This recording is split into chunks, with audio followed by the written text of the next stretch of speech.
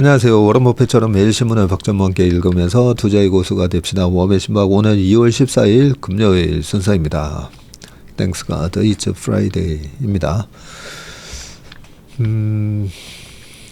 참 이번 주는 시장이 좋아서 그런지 아주 조금 마음 편하게 이번 주는 보낸 것 같습니다. 그런데 시장이 많은 비관론을 딛고 강 사장은 비관 속에서 탄생한다는 말처럼 시장이 올라와서 그런지 계속 문의 전화가 너무 많이 오고 또 회사로 찾아오시는 분들이 많으셔가지고 이번 주도 정말 정신없이 보냈던 한 주였던 것 같습니다. 댓글 몇 가지 보고 빠르게 신문기사 보도록 하겠습니다. 주식을 시작한 지 10년 기간 중 지난 1년간 인턴으로 보낸 시간이 저에게는 정말 많은 걸 깨닫게 된 시간이었습니다.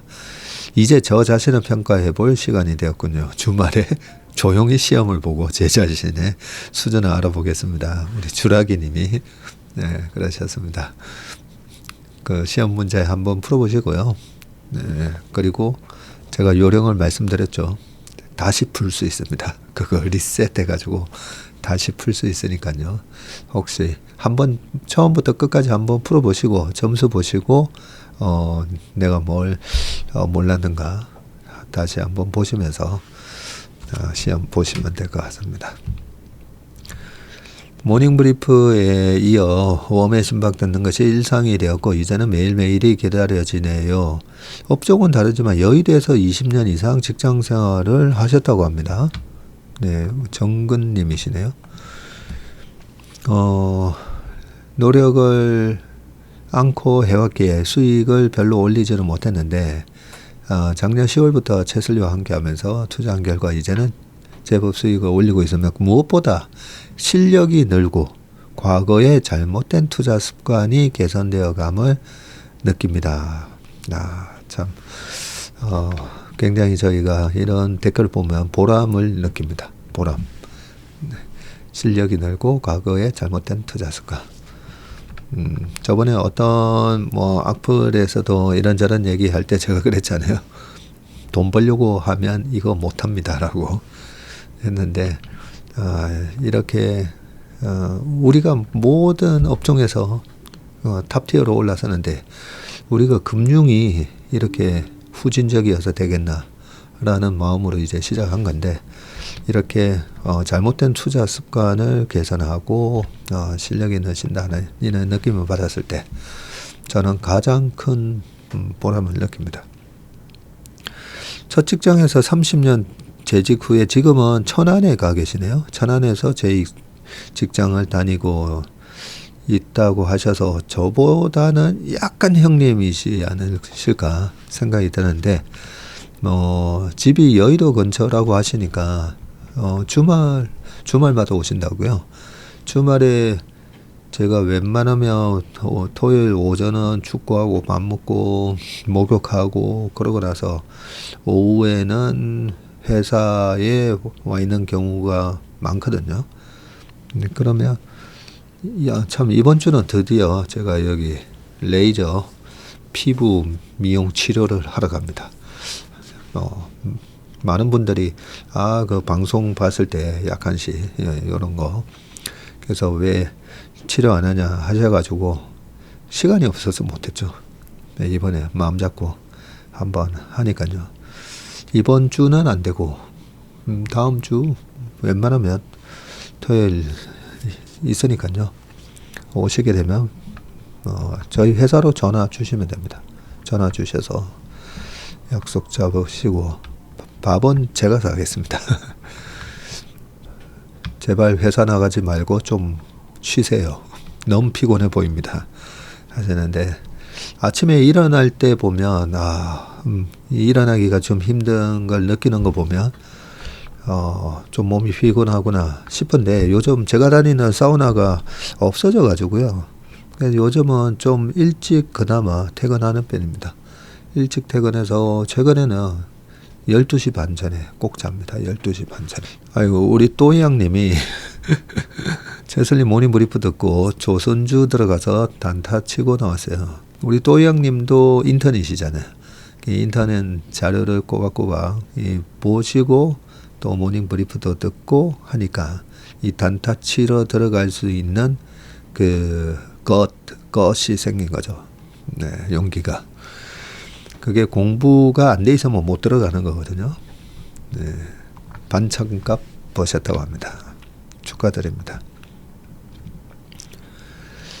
전무님 덕분에 사내 게시판에 올라와 있는 신문 스크랩도 여유가 있으면 훑어보고 있습니다. 하셨습니다. 좋은 이제 습관이 생기셨다 그죠? 네. 퀄컴 팔람티어 미장 조금 담았는데 감사드립니다. 등등 말씀 주셨습니다. 김미화님이 참 열공하시구나라는 걸 제가 많이 느끼거든요. 국장이 좋아요. 국장만 합니다. 두산 에너빌리티 말씀하셔서 매수 매도 가격이 오면 수급 보면서 했더니 수익 나고 있다. 뭐 이런 말씀 하셨습니다.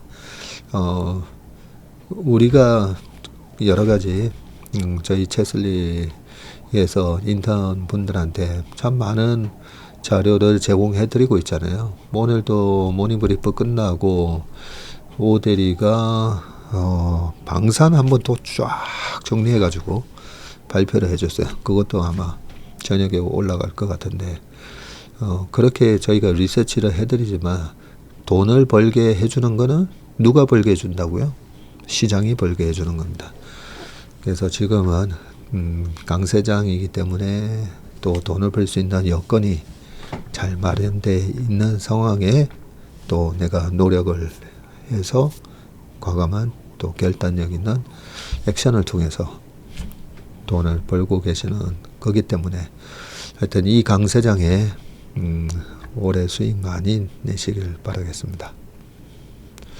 질문이 이용남님께서 질문 주셨네요. 트럼프 취임 이후 방산주 어떻게 전망해야 할까요? 대표님께 이렇게 물으니 걱정 안 하셔도 될 듯 하다고 하셔서 어제까지 방산주 36%는 익절했고 그 전에 물어보셨었죠. 일부도 많은 수익권입니다. 하셨습니다. 네, 축하드립니다. 최고의 기회는 이번에 계엄 사태였었죠, 그죠? 계엄 사태 때문에 이 방산의 수출에 문제가 생기는 거 아닌가, 뭐 이러면서 확 빠졌지 않습니까, 그죠? 그렇게 뭔가 공포스러울 때가 항상 기회였습니다. 임순영님이 인강 듣고 학원 안 보내고도 우리 큰애가 학습지만 하고도 도쿄 대학 들어갔다고 하셨네요. 오, 대단하십니다. 유정혜미님께서 챌린지 테스트는 주말에 한가하게 하려고 합니다. 하셨습니다. 네, 시험 보는데 좀 여유 있게 그죠? 시험 보시면 될 것 같고 유정혜미님 수준이시면 90점 이상 나온다고 저는 생각합니다.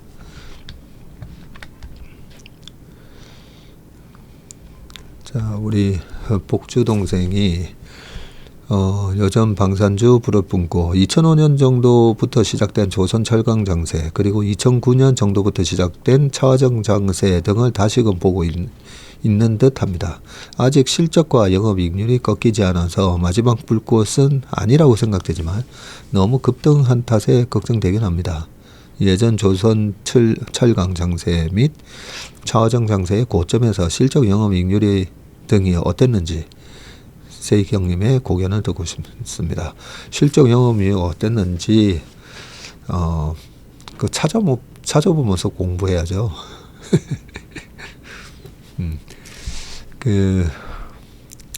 이거 시간이 좀 많이 갈 수도 있지만 중요한 얘기니까 말씀드리겠습니다. 그죠? 이렇게 큰 장세가 왔을 때 고점에서 잘 팔고 나오는 게 중요하니까요. 그죠? 잘 팔고 나오는 게 중요하기 때문에 2005년부터 시작된 이 조선철강 장세 한번 보시면 그때 현대중공업 40배 나오고 태웅 130배 났다고 말씀드렸습니다.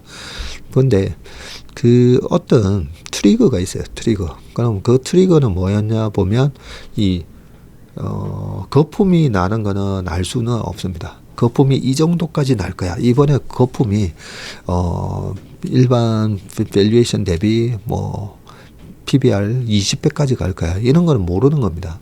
네, 떨어질 때도 모르는 거고. 그런데 항상 시그널을 준다는 거죠. 시그널을. 그 시그널을 준 게 일단 금리 되게 높았었죠. 2006년 8월 정도에 금리가 5.25까지 이번 고점하고 거의 똑같이 5.25에서 5.5까지 만들어 놨었거든요. 자, 거기서 그런 고금리 상황에서 어떻게 댐에 기스가 가면서 댐이 무너지는 어떤 조짐이 어디서 나타나느냐. 결국은 제가 그랬잖아요. 대마 불사인데 대마에 뭔가 문제가 생길 때 그러면 시스템 위기가 올 수 있다라고 생각을 해야 됩니다. 소위 말해서 베어마켓 세 개 중에 뭐라고 그랬죠? 제일 조심해야 되는 베어마켓 차트 정석에도 나오죠. 네, 스트럭처럴 베어마켓 구조적 약세장. 그 구조적 약세장의 트리거가 되는 게 보통 보면 금융 시스템이 부실화되는 겁니다. 그래서 2007년 2월에 HSBC 은행이 100억 불 손실, 2007년 10월 달에 미국의 빅5 IB들이 대규모 충당금, 네, 그런 거를 잡음에도 불구하고 워낙 중국이 2007년도에 GDP 성장률이 14.2% 나오면서 GDP가요, GDP 14.2% 나오면서 어마어마했었죠.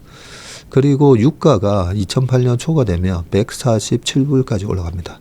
그 고유가에 고금리에 집값도 밀리고 있고 그런 상황에서 이 경제가 버틸 수 있을까? 네, 그런 느낌이 나는 상황에서 미국에서 벌써 IB들이 대규모 충당금을 그게 신호였지. 철강하고 요것만 쳐다보고 있으면 알 수가 없었습니다. 그래서 우리가 내가 좋아하는 주식만 쳐다보고 매매하는 사람들 있잖아요. 요러고 투자하는 사람이 내가 정말 공부를 많이 했는데 보면 시스템 리스크에서 박살이 납니다. 정말 공부를 많이 해서 컨빅션을 갖고 돈 땡겨서 질렀더니 2008년 같은 장에서 박살. 닷컴 버블 깨지는 장에서 박살. 코로나 때도 마찬가지죠. 코로나라는 변수 때문에 시장이 박살난 거잖아요. 그래서 시장에 대한 모니터링을 많이 해야 됩니다. 그러고 보니까 투자의 본질에 또 제가 그거 써놨는데 누구보다도 우리 업계에서 시장에 대한 공부를 많이 하는 사람이 저라고요. 그래서 종목 잘 모릅니다. 종목은 우리 직원들이 훨씬 많이 알고요. 저는 그 시장의 변수로 이 강세장이 깨질까봐 그런 부분을 모니터링 하고요. 22년도는 제가 좀 오판을 했었죠. 페드가 금리를 올려? 그러면 최근 25년 동안의 페드의 금리 인상의 역사를 보면 페드가 금리 올릴 때 오히려 강세장이야. 처음엔 그렇게 판단했었잖아요. 근데 25bp가 아니라 50? 그리고 나중에 75, 75, 75, 75. 네, 자이언트 스텝 4번. 그동안 25년 동안에는 항상 베이비 스텝이었거든요. 근데 빅 스텝? 자이언트 스텝? 네, 그거는 과거 95년 그때 멕시코가 무너질 때도 사실은 베이비 스텝이 아니라 빅 스텝이 있었거든요. 그리고 그 전에 80년도 초 폴 볼커 시절에 그때를 공부를 했었으면 빅 스텝, 자이언트 스텝에는 시장이 망가질 수 있다라는 걸 알았어야 되는데 공부를 짧게 한 거죠. 주식시장의 역사 공부, 페드의 금리에 대한 부분은 짧게 해서 22년도에는 당했죠. 다행히 그때 주식을 좀 다 팔아놓고 회사 설립하느라고 운용을 그나마 좀 늦게 시작해서 다행이긴 했었는데, 그래서 우리 복주 아오님이 아주 좋은 질문을 해주셨는데 네, 이 큰 장세에서 고점에서 꺾일 때는 시장 외생적인 변수가 하나의 트리거가 될 때도 많다. 차화정 요때 무너질 때에 대해서는 다음에 말씀드릴게요. 시간이 15분이나 지났습니다. 자, 그러면 신문기사 보도록 하겠습니다. 자, 첫 번째 기사는 살다 금 품절 사태. 김치 프리미엄 20%까지 붙었다라는 내용입니다. 요즘 금을 많이 하시죠. 주식 시장이 굉장히 위험할 거다라는 얘기에 또 우리 로버트 기요사키 형님이 2월에 큰 폭락장 온다 하는 바람에 금을 많이들 사고 계십니다. 금 한 돈에 현금으로 사면 60만원, 온누리 상품권 지류로 사면 65만원이에요. 이미 다들 골드바로 많이 사갔어요. 남대문 시장에 위치한 한 귀금속 판매점 안 금 시세를 물어보는 손님이 가게를 들락거리고 가게 주인은 살 거면 빨리 사야 한다. 이미 어제보다 금값이 또 15,000원 올랐다. 남대문에 있는 이 금방 하시는 분들은 돈 많이 버시겠네요. 이게 소위 말해서 메탈 게인이잖아요. 미리 사놨는데 계속 가격이 올라가니까 사왔을 때의 가격은 60만 원이었다면 계속 가격이 올라가면서 90만 원, 100만 원에 팔게 되니까요. 한국에서 때 아닌 골드러시가 벌어지고 있는데 트럼프 대통령이 시작한 관세 전쟁으로 안전자산인 금 수요가 치솟으면서다. 금 사랑은 전 세계적인 현상이지만 특히 한국이 더 뜨겁다.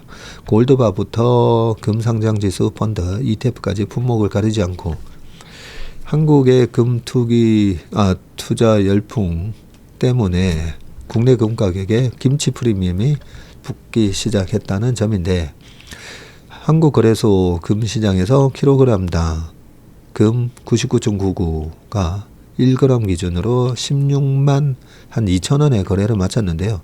금시장이 개장한 2014년 3월 이후 10년 됐네요. 종가 기준 16만 원을 돌파하며 역대 최고치를 기록했고요. 그러고 보니까 2014년 요 언저리가 금값 고점 쳤을 때였을 겁니다. 아마 2000년부터 금 랠리가 시작돼 가지고 2012년 내까지 엄청 오르고 12, 13에서 왔다 갔다 하다가 나중에 빠지게 되는데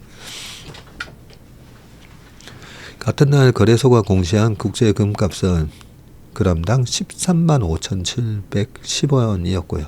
국내 금값이 국제 금값보다 19.36%나 비쌉니다. 온라인에서는 온누리 상품권으로 금 사모으기가 신종 재테크 수단으로 인기를 모으고 있는데 온누리 상품권은 통상 10에서 15% 할인하는데 전통시장 안에 있는 귀금속 가게에서는 상품권으로 금 관련 제품을 살 수가 있군요.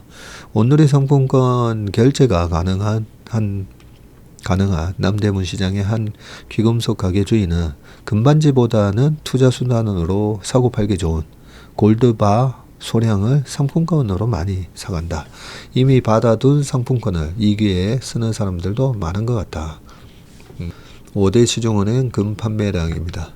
25년 1월 달에 1월 1일부터 12일까지 124억인데 지금 2월 달 들어와서 요 10일 동안 300억 3천만 원이나 판매가 됐거든요.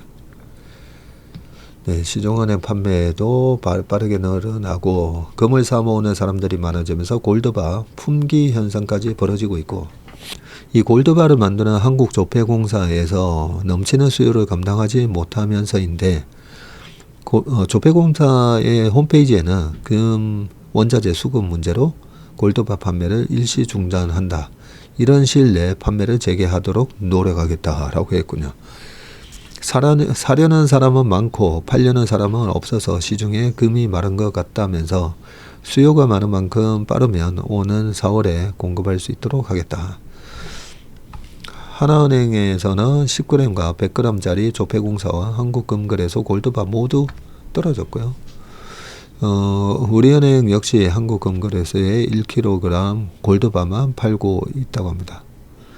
공통적으로 소비자가 많이 찾는 적은 중량의 골드바부터 동이 나오고 있고, 아무래도 접근성이 좋은 소액금을 중심으로 고객들이 재테크 삼아 사모으는 모습이다라고 합니다. KB국민은행에서는 모든 중량의 골드바를 살 수 없다고 합니다. 예, 은행 가지 마세요. 없다고 합니다. 대표적인 금 투자 수단이 금상장지수 펀드 역시 투자자들이 많이 찾으며 역대급 기록을 세웠는데, 지난 10일 에이스 KRX 금 현물 ETF군요. 이거나 개인 투자자들이 하루 만에 120억 원어치를 사들였고요. 당일 전체 ETF 중 개인 순매수 1위에 등극을 했습니다. 13일 기준 이 ETF의 순자산은 9,692억 원으로 최근 1년 새 7배 넘게 불어냈네요. 금 투자 열기는 전 세계적인 현상이고요. 뉴욕 상호거래소의 금 현물 가격은, 금 선물 가격은 이날 오후 트로이 온스당 2,945달러에 거래되면서 3,000달러를 목전에 뒀고요. 지난 한 해 동안 45%가량 올랐습니다. 사상 최고가를 연일 경신 중이지만 한동안 더 오를 거라는 예측이 우세다. 네, 이런 예측은 믿을 수는 없는 겁니다. 예. 보통은 더 오를 것 같다, 할 것 같다. 네, 이런 것 때문에 투자 판단에 약간 많은 혼선을 주게 돼 있습니다.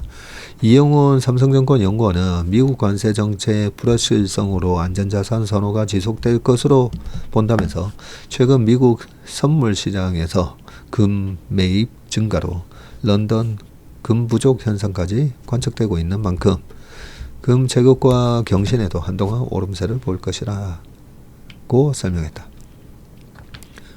네. 자, 금값을 끌어올린 요인이 중요하죠. 자, 요인은 트럼프의 관세 정책인데 불확실성 확대로 안전자산인 금에 대한 선호가 커졌고, 관세가 부여되면 미국 내 수입품의 가격이 급등해서 다시 인플레이션 현상이 벌어질 수 있고, 이 역시 금의 매력을 끌어올리는 요소인데, 금은 물가만큼 가격이 올라 대표적인 인플레이션 해지 수단으로 꼽히기 때문이다. 그러긴 하죠, 금이. 황병진 NH투자증권 연구원은 트럼프 2.0 시대의 인플레이션 불확실성에 금과 은이 오르고 있다면서 향후 미국의 통화정책이 긴축으로 선회가 없는 한 금과 은 등 귀금속 투자에 대한 비중 확대 의견은 유효하다라고 했습니다. 덕분에 각국에서 금에 대한 투기에 가까운 매수가 벌어져서 국가 간 가격 차이가 커지는 현상도 빈번해졌고요. 최근에 미국 금값이 영국보다 비싼 상황이 벌어졌고, 트럼프 대통령이 금에도 관세를 부과할 수 있다는 우려에 미국으로 현물금을 반입하려는 투자자의 수요가 커지면서입니다. 국제금 가격과 20% 가까이 차이가 벌어진 항목도 마찬가지입니다. 이렇게 가격 차이가 확 나 있네요. 한국거래소 관계자는 최근 국내 수요가 금 현물 중심으로 빠르게 늘다 보니 국제 금값보다 프리미엄이 붙고 있고, 국제 가격과 6% 이상 차이가 나면서 최근 며칠 주의보를 발령했다고 합니다. 금 투자 과열을 우려하는 목소리도 큰데요. 최진영 이베스트 투자증권 연구원은 최근 1, 2월 금이 오른 건 진짜 안전자산에 대한 수요라기보다는 관세 부과 뉴스로 인한 투기 수요 영향이 컸다고 본다. 명목 가격뿐만 아니라 실질 가격도 1980년 역사상 최고치에 이른 만큼 주의가 필요하다고 말했다. 저는 지금 금에 투자할 생각은 없습니다. 네, 금보다는 금도 보면 이 세금 내야 되거든요. 매매 차익에 대해서는 세금 내야 되는데, 지금 주어진 리스크와 예상 기대 수익률로 보면 지금은 주식 투자하는 게 훨씬 나으니까요. 주식 비전문가 입장에서는 주식하면 또 위험해 보이니까 네, 물가를 해체하기 위해서 그래도 금에다가 투자하는 게 낫다라고 생각해서 많이들 하시는데 이럴 때는 좀 조심하셔야 돼요. 보면 이렇게 프리미엄이 생기고 나서는 좀 옆으로 기는 모습이 나왔고 그죠? 프리미엄 생기고 나서는 또 빠지는 모습이 나왔으니까 지금 요 차트만 봐서는 조금 기다렸다가 사시는 게 낫지 않을까 싶습니다. 트럼프 오늘은 중요한 날 상호 관세 한국 FTA라도 불안하다. 그러네요. 트럼프 대통령이 13일 트루스 소셜에 오늘은 중요한 날 상호 관세라며 상호 관세 부과를 알렸고요. 상호 관세는 눈에는 눈, 이에는 이, an eye for an eye, tooth for tooth. 예, 영어로는 그랬던 것 같은데요. 눈에는 눈, 이에는 이. 각국이 미국 상품에 부과하는 관세율만큼 미국도 상대국에 관세를 매기겠다는 의미다. 한국은 미국과 FTA를 체결해서 관세가 거의 없지만 비관세 장벽까지 고려하면 트럼프식 상호 관세 공격을 피하긴 어렵다는 진단이 나오는데 한국은 미국과 FTA를 맺어서 전체 거래 품목의 98%에서 상호 무관세 혜택을 지금 받고 있습니다. 추가 관세가 부과될 가능성이 작다는 게 일반적인 시각이고요. 하지만 트럼프 대통령이 내세울 수 있는 무기가 더 있는데 비관세 장벽입니다. 월스트리트 저널은 10일 단순한 관세 맞추기를 넘어 비관세 장벽까지 고려해 관세율을 조정하는 방안이 논의되고 있다고 했고요. 대표적인 비관세 장벽은 보조금이군요. 각국은 기업에 보조금을 지급해서 자국 산업을 보호하는데 이는 수입 제품과의 가격 경쟁에서 우위를 점할 수 있게 하는 일종의 관세 부과 효과를 내고요. 미국이 한국의 보조금을 문제 삼은 사례는 이미 있군요. 23년 9월에 미국 상무부는 한국의 낮은 산업용 전기요금을 보조금으로 간주해서 현대제철과 동국제 간의 후판에다가 1.1%의 상계 관세를 부과했네요. 그래도 1.1밖에 안 되네요. 이에 한국 정부와 이들 기업은 전기는 보편적 재화로 정부 지원에 해당하지 않는다고 제소했고 국제무역법원은 1년여 검토 끝에 한국 기업의 손을 들어줬다고 합니다. 하긴 이 보편적인 이 전기 요금을 가지고 보조금을 줬다. 이거는 좀 억지긴 했다 그죠? 미국 무역대표부는 매년 발표하는 무역장벽 보고서를 통해서 한국산업은행의 저리 대출을 보조금으로 언급한 적이 있고 지난해 보고서에는 21년 발의된 글로벌 콘텐트 기업의 망사용료 부과 법안도 포함됐고 미국은 자국 빅테크 기업에 대한 각국의 규제에도 불만을 드러냈습니다. 제이미슨 그리어 USTR 대표 지명자는 최근 청문회에서 한국과 EU의 온라인 플랫폼 독과점 규제 움직임에 대해서 용납할 수 없다며 강력 대응을 시사했고요. 한국공정거래위원회는 지난해 9월 이와 관련한 공정거래법 개정안을 발표했고 야당은 한층 강화된 온라인 플랫폼 규제법 제정을 추진 중이군요. 트럼프 정부가 이를 동상 이슈로 끌어올릴 가능성도 거론이 되고요. 보조금, 기술 장벽과 환경 규제, 위생 검역 조치 등도 널리 활용되는 비관세 장벽이군요. 한국은 상호관세 위협에서도 완전한 안전지대는 아닌데 한국의 대미 무역 흑자가 660억 달러로 한 90조 벌었다고 그죠? 국가별 규모에서 6위를 차지했고요. 미국이 무역 적자를 명분 삼아 상호관세 부과의 정당성을 주장할 수도 있다. 이 경우 한국의 핵심 수출품인 반도체, 자동차 등도 타격을 받을 수 있다. 이런 얘기가 그동안에 계속 거론됐었죠. 한편 산업통상자원부는 박정원 통상처관보가 오는 17일 워싱턴 DC에서 상무부, USTR 등 관계자를 만나서 트럼프 2기 통상정책과 한미 무역 활동에 대해 의견을 교환한다고 밝혔고요. 트럼프 취임 이후 처음으로 미국 워싱턴 DC에 파견하는 통상고위 당국자군요. 박 차관보는 또한 조만간 추진될 안덕건 산업부 장관의 방미 일정도 조율할 전망이라고 합니다. 자, 단군 이래 최대 주가 조작 라드견, 징역 25년, 벌금 1,465억이라고 되어 있습니다. 네. 처음에 이 라드견 사태 나왔을 때 이분이 입고 있었던 옷이 무슨 명품 옷 같은 거 막 입고 명품 시계 차고 막 그러고 있더라고요. 자, 소시에테 제네럴 SG증권발 주가 폭락 사태의 핵심인 라드견 44세군요. 호환투자자문 대표가 1심에서 중형을 선고받았다. 네, 요즘 사실 이 기사 읽다 보면 오타도 좀 많아졌고요. 그죠?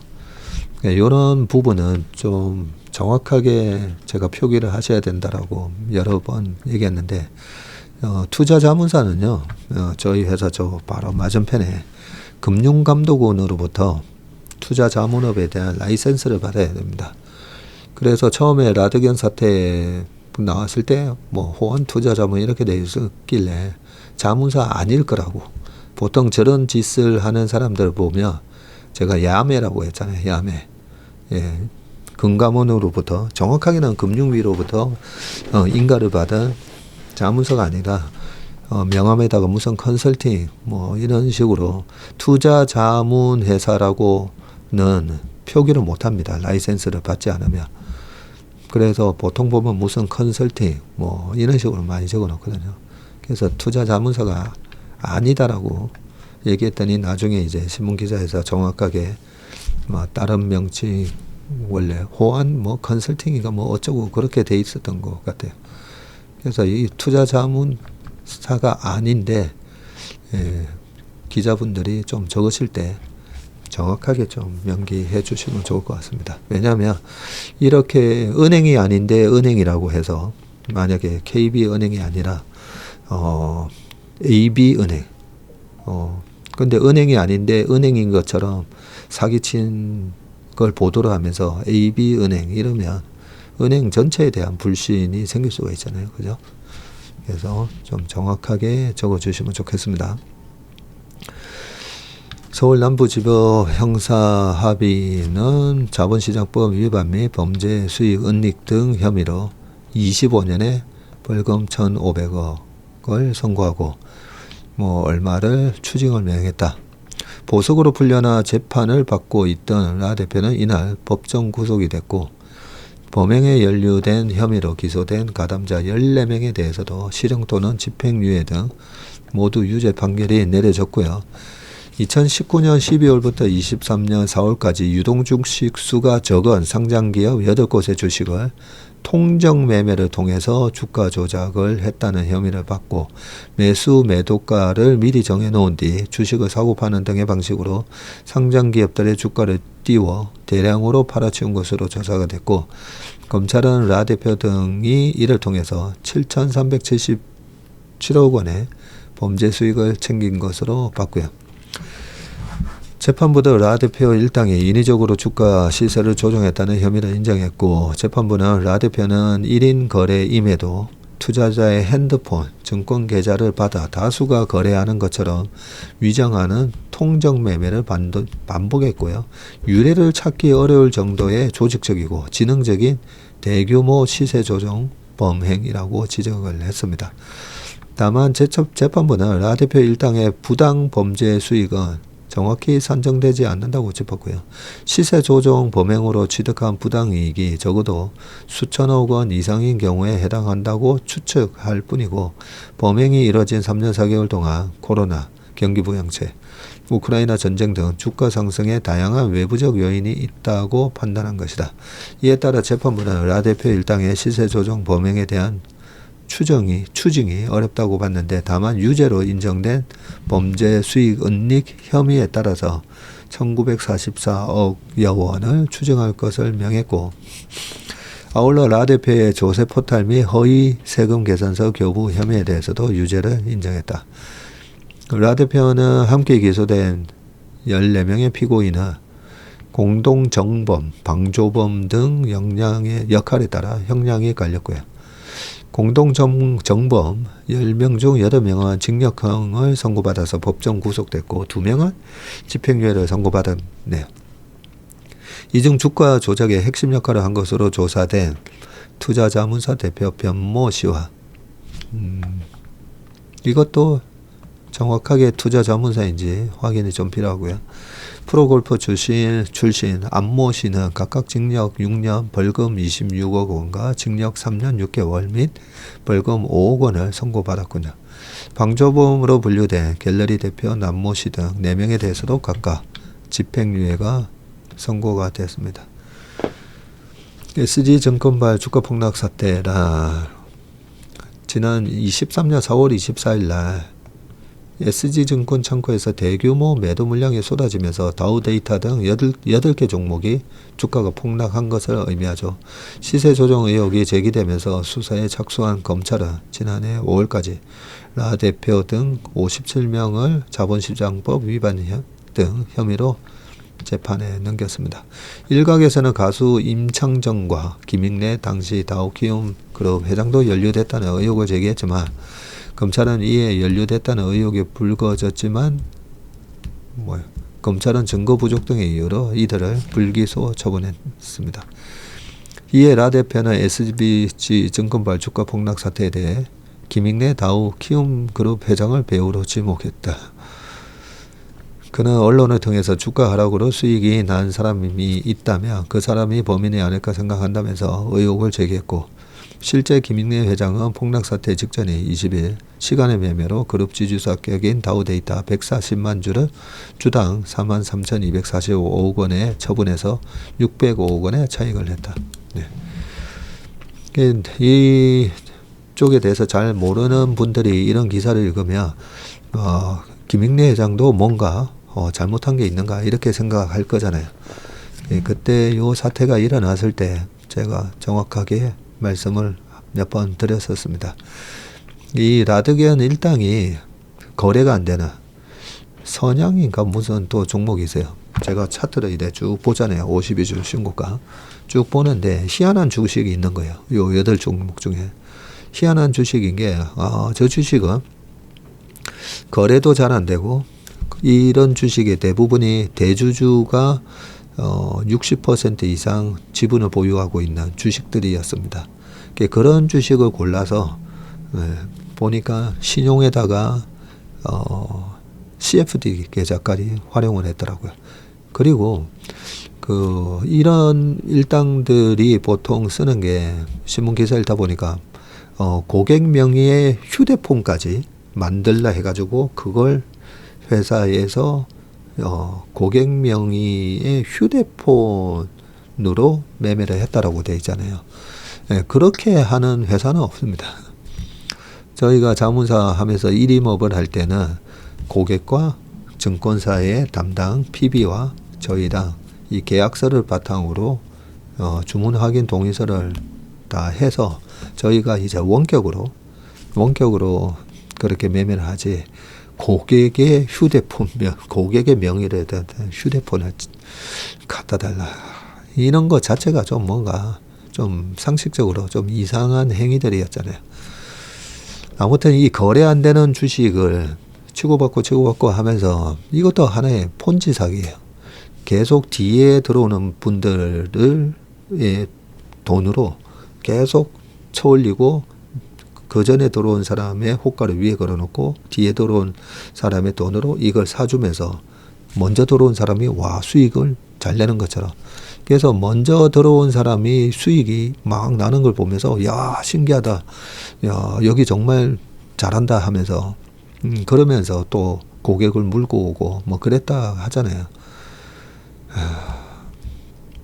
아무튼 폰지 사기였고요. 거래가 안 되는 주식을 그러면 이런 주식이 어떤 리스크가 있냐면 대주주 입장에서 내 주식을 뭐 희한하게 뭐 주가가 계속 올라가면 대주주 입장에서는 회사의 가치에 대해서 좀 잘 알 거 아니에요. 김익래 회장님 같은 경우에는 저는 뭐 김익래 회장님 본 적도 없습니다. 서로 일면식도 없고 전혀 저는 모르지만 이런 분들 입장에서는 김익래 회장님 말고도 무슨 또 하나 되게 가치주의 대주주 가치주 하나 있었는데 그죠? 무슨 도시가스인가 뭐 비슷한 거. 거기도 대주주가 한 200억 팔았잖아요. 왜냐면 주가가 말도 안 되는 가격까지 올리니까. 그랬을 때 이런 작전하는 라데견 일당의 리스크는 그렇게 하다가 대주주 물량이 나왔을 때가 제일 리스크거든요. 그걸 이 신용이나 이런 걸로 막 받다가 그러다가 해골바가지에 물이 임계점을 넘어서면 더 이상 이제 받을 돈이 없을 때 그럴 때 한 방에 저렇게 왈카닥 쏟아진 거거든요. 그런 시세 조정과 폰지 사기를 하면서 본인이 다니면서 자기가 한국의 워런 버핏이라고 막 자랑하고 다녔다고 그러더라고요. 제가 다른 사람 이렇게 비난하는 거 안 좋아하지만 우리 금융 시스템의 신뢰를 완전히 망가뜨린 금융 제도권의 금융회사가 아니면서 제도권의 금융회사인 척하면서 이런 사람 말고도 그 사칭도 제가 되게 화를 많이 냈잖아요. 네, 지금도 뭐 제 이름으로 사칭 페이스북하고 보면 여전히 많다고 했지 않습니까? 그죠? 그렇게 악당들이 많습니다. 미국 같으면 150년 나왔겠죠. 150년. 미국 같으면 150년 나옵니다. 이런 거는. 네. 아무튼 주식시장이든 어디든 악당들은 많습니다. 그죠? 어디든 악당들 조심하시고요. 자, 그 다음 기사 보겠습니다. 젠선황의 광속 모험이네, 모험.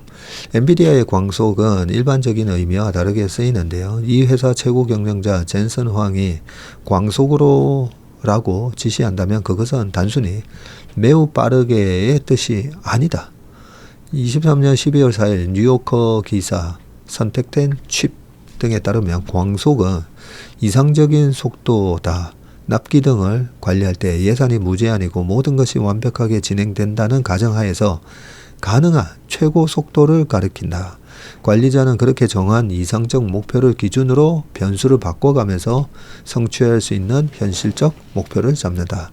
이 기법은 현재 상태에서 출발해 개선 방안을 찾는 방식에 비해 성과가 큰데 일본에서 1980년대에 창안돼 국내 업체들도 벤치마킹한 이상 목표 관리 시스템과 일맥상통한다. 경영학자 피터 드러커가 말했다. 경영은 일을 제대로 하는 것이고 리더십은 제대로 된 일을 하는 것이라고. 경영은 일을 제대로 하는 거고 리더십은 제대로 된 일을 하는 거.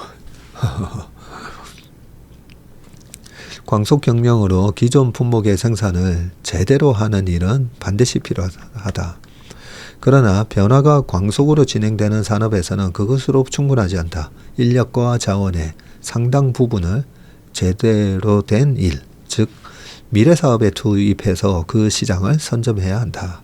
젠슨 황은 제대로 된 일에 도전하는 모험에 누구보다 과감하다.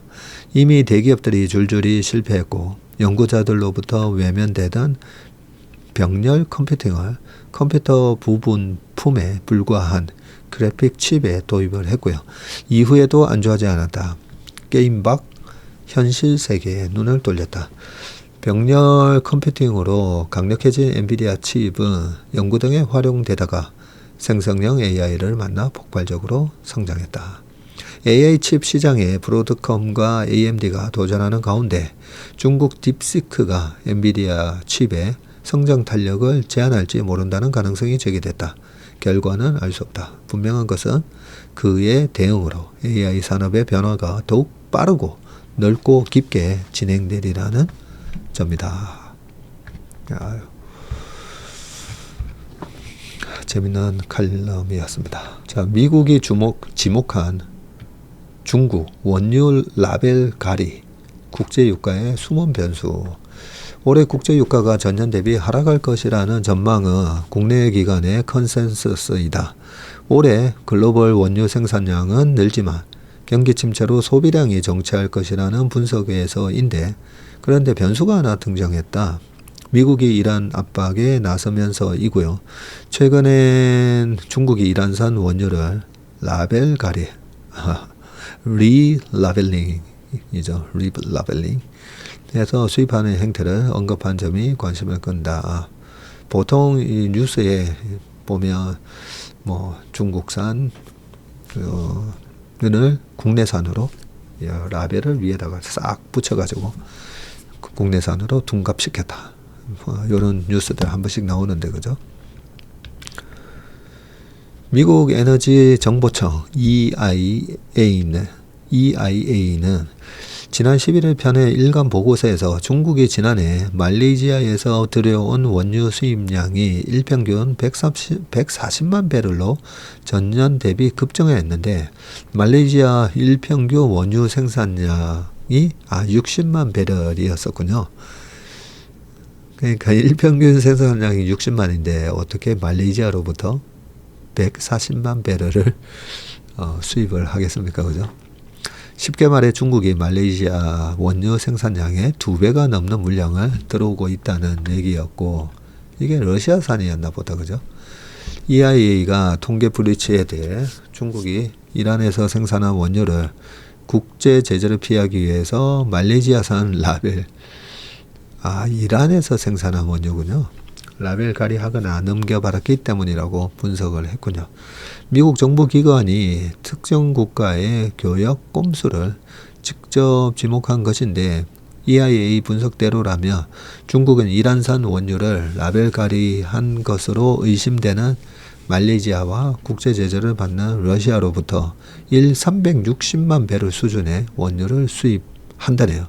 중국 원유 수입량의 32.4%를 차지한다고 합니다. 미국이 제재하는 나라로부터 이렇게 중국이 보통 20-30% 싸게 들여온다고 하잖아요. 라벨 가리에 주목하는 것은 중국이 국제 유가를 쥐락펴락하는 세계 최대 원유 수입국이라서인데, 에너지 연구기관 EI에 따르면 중국은 일평균 1132만 배럴의 원유를 수입해서 세계 1위를 기록을 하네요. 와.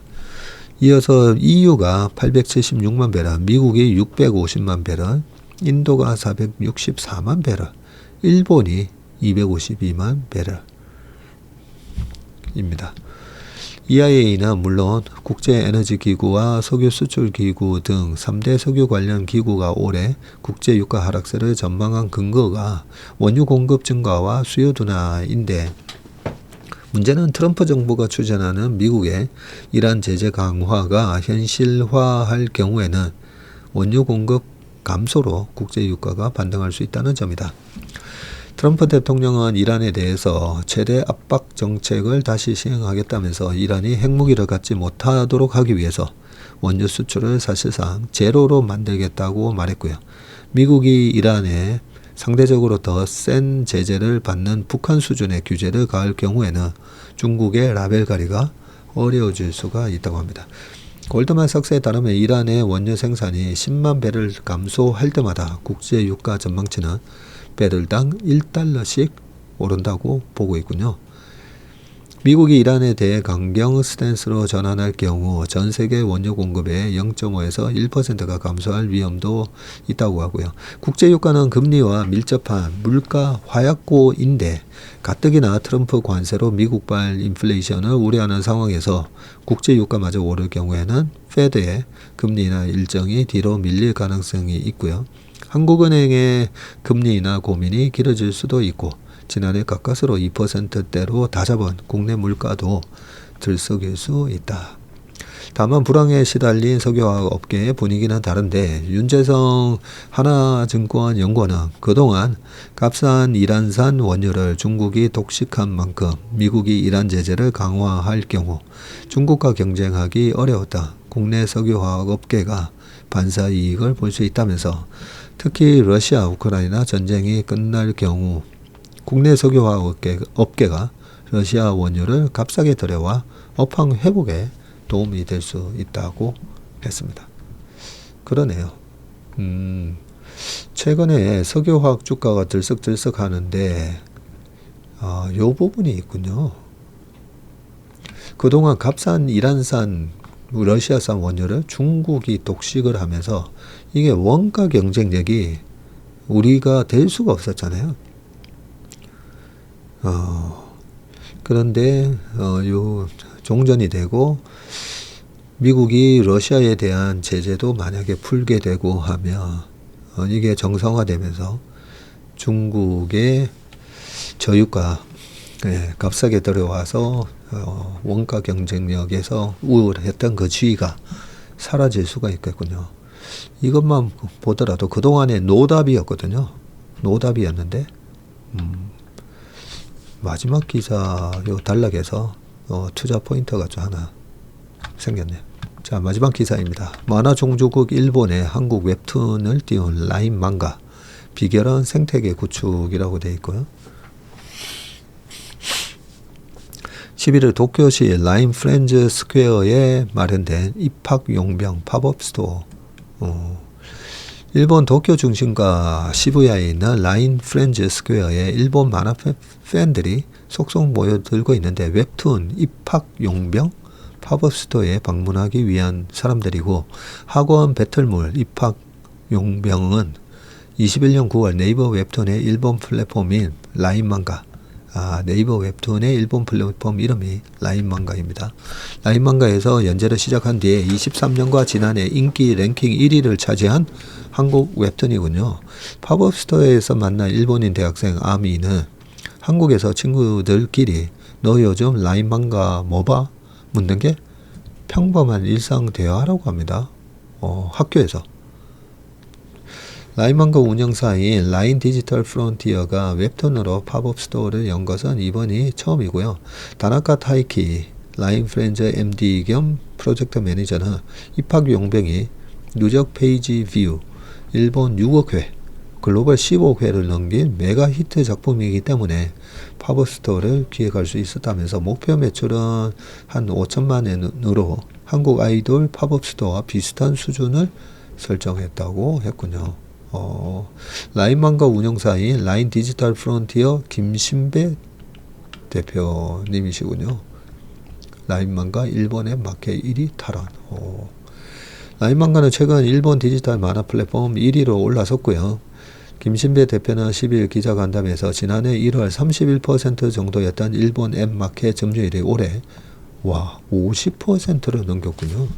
유료 콘텐트, 광고, 그리고 IP 비즈니스 사업 영역이 모두 큰 폭으로 성장해서 동일 환율 기준 전년 대비 25% 매출 성장을 보였다고 설명했고요. LDF는 라인망가의 성장 원동력으로 일본 내에 구축하고 있는 창작 생태계를 꼽고 4년 전부터 현지 스튜디오 및 작가들과 공동 작업을 하는 등 일본에서 웹툰 작품을 제작 공급받을 수 있는 프로세스를 만들고 있다고 했습니다. 일본 스튜디오 넘버9의 웹툰 IP 신열의 구세주 라인망가 아마추어 플랫폼을 통해 만들어져서 TV 및 극장판 애니메이션으로 제작된 IP 선배는 남자아이 등이 팬층을 두껍게 만든 현지 생태계 합작품으로 꼽힌다고 합니다. 일본은 전 세계 만화 시장 수익의 3분의 1을 차지하는 전통적인 만화 종주국이고요. 웹툰 등 디지털 만화 분야는 10여 년 전부터 라인망가와 카카오 피코마 등 한국 플랫폼이 현지에서 스마트폰으로 만화를 읽는 문화를 정착시키며 잠재력을 키워왔다고 합니다. 일본 스튜디오 넘버9의 고바야시 타쿠마 대표는 스마트폰으로 만화를 처음 접한 어린 세대가 성장했을 때 이 시장이 어떨지 정말 기대된다고 했고요. 김신배 대표는 우리가 이 시장 전체를 키울 수 있다는 관점으로 접근하고 있다면서 아마추어 플랫폼과 작가 콘텐츠에 대한 투자는 투자 수익률과 상관없이 지속해 나갈 것이라고 말을 했네요. 웹툰이 작년에인가 상장되고 나서 한 40% 빠졌다가 얼마 전에 좀 이렇게 올라오는 모습을 본 것 같은데 한번 확인해 봐야 될 것 같습니다. 네, 오늘 웜의 신박은 여기까지 하겠습니다. 이번 주말도 행복하고 안전한 주말 되시길 바라겠습니다. 고맙습니다. 안녕하세요. 저는 체슬리 투자자문의 박세익 전무이고요. 체슬리 투자자문 이승준입니다.